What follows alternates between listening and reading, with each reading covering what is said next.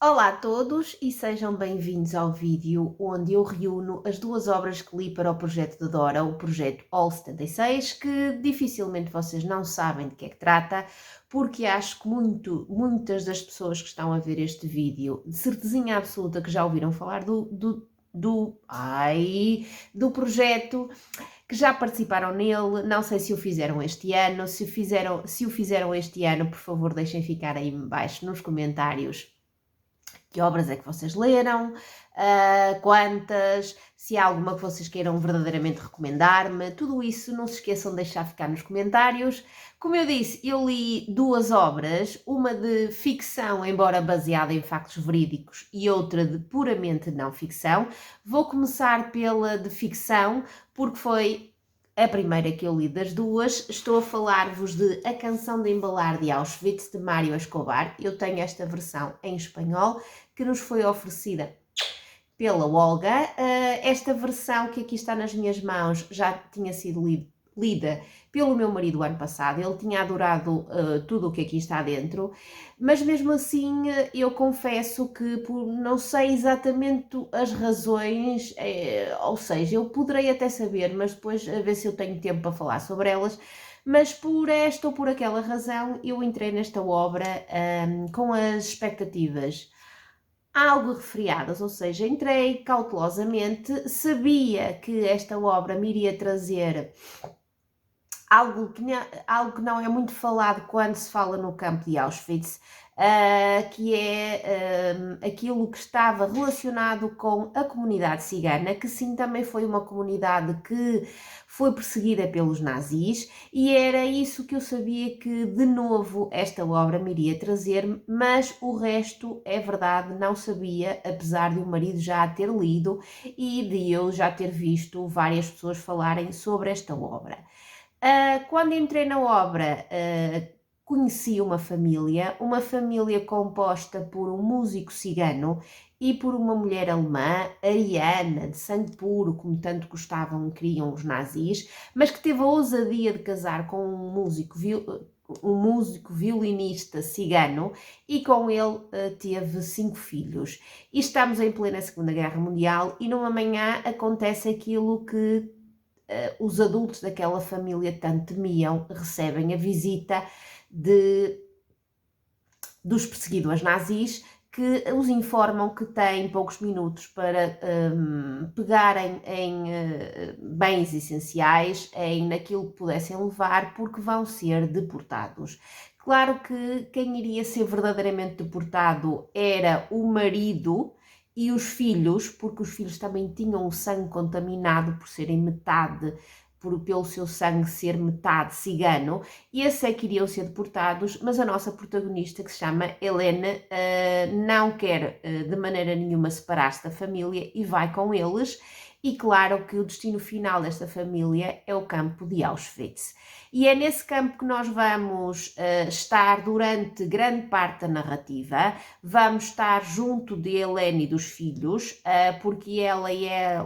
mal lá chegam, de imediato separada do marido, e é com ela que nós vamos ficar e vamos acompanhar a estada, se é que eu posso chamar assim, dela do outro lado do arame farpado, daquele campo que toda a gente conhece e que toda a gente já ouviu falar, e de tudo aquilo que lá aconteceu. Vamos então acompanhar, como eu estava a dizer, a Helene e os seus filhos, e vamos perceber que a determinado momento ela irá estabelecer uma parceria, se é assim que eu posso chamar,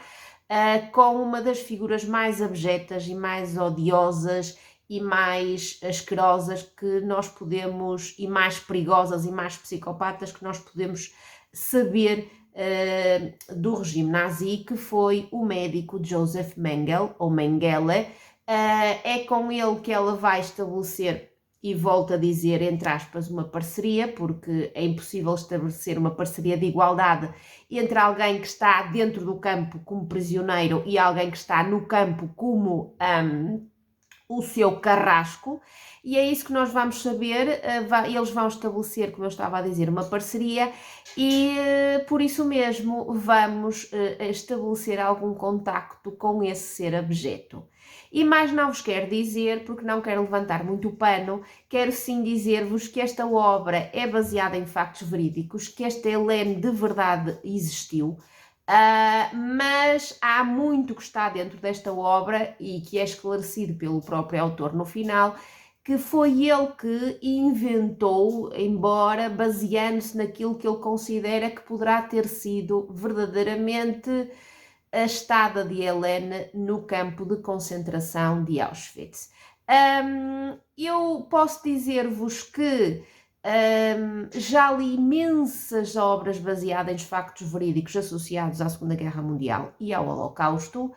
e que começo às vezes a ter um filtro demasiado crítico perante essas obras, e foi esse filtro demasiado crítico que fez com que esta obra não me arrebatasse de maneira nenhuma, porque senti-me sempre pouco envolvida naquilo que estava a ler, sempre com esse filtro crítico muito alerta e sempre prejudicar, entre aspas, a minha leitura. E para além disso, senti e detestei, e desculpem dizer, mas detestei uma das escolhas que o autor fez de fazer com que o Mengele fosse o protagonista de duas partes-chave desta obra e fizesse com que eu tivesse que lidar com ele e tivesse que lidar com uma faceta dele que eu verdadeiramente duvido que existisse. E é isso que fez com que ainda me sentisse pior dentro desta leitura. Foi isso que envenenou de alguma forma ainda mais esta minha leitura e fizesse com que eu apenas lhe desse 6 em 10. Sim, não foi uma experiência arrebatadora como foi, por exemplo, para o meu marido e como foi para muita gente que já leu esta obra. Para mim não foi. Não sei se foram só estes fatores que vos referi, mas eles foram aqueles que mais peso tiveram na minha nota não tão alta como eu já dei a muitas obras romanceadas, mas baseadas em factos verídicos associados a esta temática. 6 em 10. Lembro e relembro que esta é a minha opinião, que há muita gente que vai contra aquilo que eu estou a dizer, mas neste momento da minha vida em que eu já li tanta coisa associada à temática, eu começo a acreditar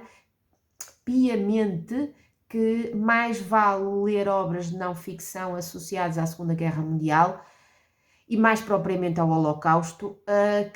que continuar a ler obras, mesmo que elas tenham sido baseadas em factos verídicos, ok? É a minha opinião, vale o que vale, são 6 em 10, e digam-me em baixo nos comentários se vocês já leram esta obra e se concordam comigo ou não. A outra obra que eu li, como eu já disse no início do vídeo, é de não ficção, e aqui eu quero, antes de falar-vos sobre ela, quero dizer-vos que infelizmente, e para alguma vergonha minha, porque já tendo lido tanta coisa associada a esta temática, é quase um pecado ainda não o ter feito, mas é uma grande vergonha minha, vocês até podem não concordar, mas eu sinto. É uma grande vergonha minha eu ainda não ter lido as obras de Primo Levi. Falo-vos, por exemplo, de Se Isto é um Homem, da Trégua, ou da terceira obra que se chama Os que sucumbem e os que se salvam, ou Os que se salvam e os que sucumbem. Eu depois deixo ficar aqui no vídeo o título correto. Não li nenhuma delas e sinto alguma vergonha por ainda não o ter feito, mas também já decidi que vou remediar isso brevemente, não sei exatamente quando, mas vou remediar isso. Não só pelo facto de serem 3 obras de não ficção, de terem sido escritas por um homem que sim era um dos poucos sobreviventes de Auschwitz, mas também muito por culpa desta obra que aqui está, que se chama Assim Foi Auschwitz, e que reúne muitos textos escritos por Primo Levi e também Leonardo Benedetti, que foi um companheiro, se é assim que se pode chamar, do tempo em que Primo Levi esteve no campo de Auschwitz e que, como ele, também sobreviveu àquele extermínio. E esta obra que está aqui é uma obra de não ficção, como eu estava a dizer, e reúne, deixem-me ver para que eu não me engane, reúne artigos, depoimentos em processos contra os nazis, conferências e outras intervenções de caráter oficial destes dois sobreviventes, mais propriamente de Primo Levi. De Leonardo Benedetti eu acho que é só são 4, a maioria deles são de Primo Levi e leva-nos a entender em primeira mão aquilo que foi ter sobrevivido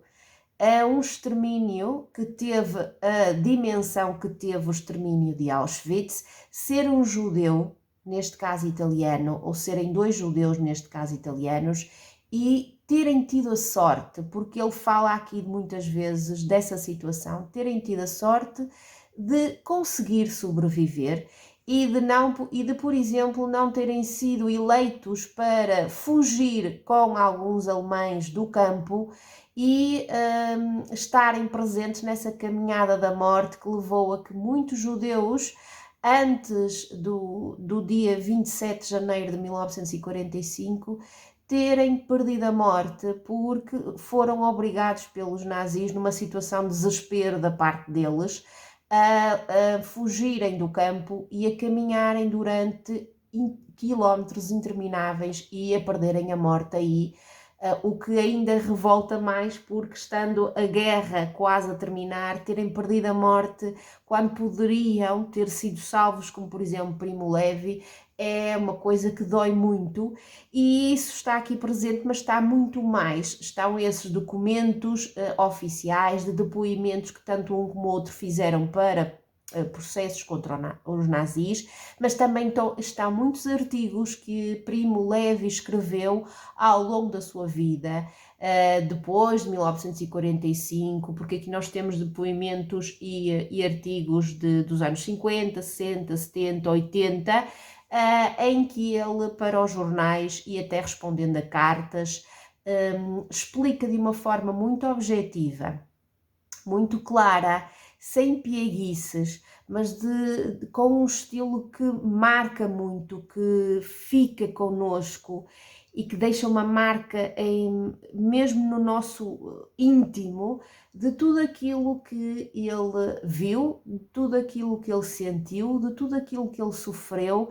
e da vergonha que ele sente de ser um ser humano e de ter sentido na pele aquilo que outros seres humanos fizeram, só porque achavam que a raça judia era uma raça inferior, abjeta. É um livro que eu recomendo vivamente.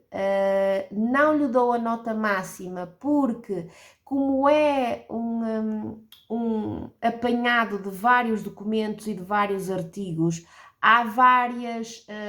informações que são repetidas mais do que uma vez. Muitas vezes são informações que depois os jornalistas que levaram a cabo este compêndio que aqui está nos dizem no final que são informações que tanto o Primo Levi como o Leonardo Benedetti vão já fazendo confusão e vão dizendo algumas coisas que depois na verdade não correspondiam ao que eram. E por tudo isso, eu não lhe dou a nota máxima, dou-lhe 8 em 10, mas digo-vos que fartei-me de sublinhar, fartei-me de anotar e fartei-me de sofrer com isto que está nas minhas mãos e quero mesmo muito, como eu disse antes de começar a falar sobre esta obra, ler as obras que Primo Levi escreveu, as mais importantes. Se houver mais alguma que depois me venha parar às mãos, melhor ainda, porque o cansaço é algum em relação à temática da Segunda Guerra Mundial, confesso, já confessei isso mais do que uma vez, mas quero colmatar esse cansaço lendo aquilo que eu acho que pode de verdade trazer-me informação mais fidedigna, mais histórica, mais concreta e mais palpável, e dedicar mais então às obras de não ficção do que propriamente às de ficção. Vou continuar a lê-las, de certeza absoluta, mas vai ser em menor número do que aquilo que eu fiz até hoje, ok? 8 em 10. Digam-me aí embaixo nos comentários aquilo que acharam das minhas opiniões, se já leram Primo Levi e se já o fizeram, ainda bem que o fizeram, digam-me por favor aquilo que acharam, digam-me se já leram esta obra. Eu sei que, por exemplo, a Cristina Duarte leu esta obra mais ou menos ao mesmo tempo que eu, e também foi um murro no estômago dela, que tal como foi para mim. Se houver mais alguma pessoa daí desse lado que tenha lido esta obra, digam-me. E pronto, Dora, se estiveres a ver o vídeo, foi esta a minha singela participação no teu projeto, mas sabes que, por muito cansada que eu esteja, eu chego a janeiro e eu não resisto e volto a participar no teu projeto, de certeza absoluta, como tenho feito ao longo destes anos em que estou no Booktube, ok? Um beijinho muito grande a todos, não se esqueçam de deixar alguma coisa nos comentários e vemo-nos no próximo vídeo. Tchau!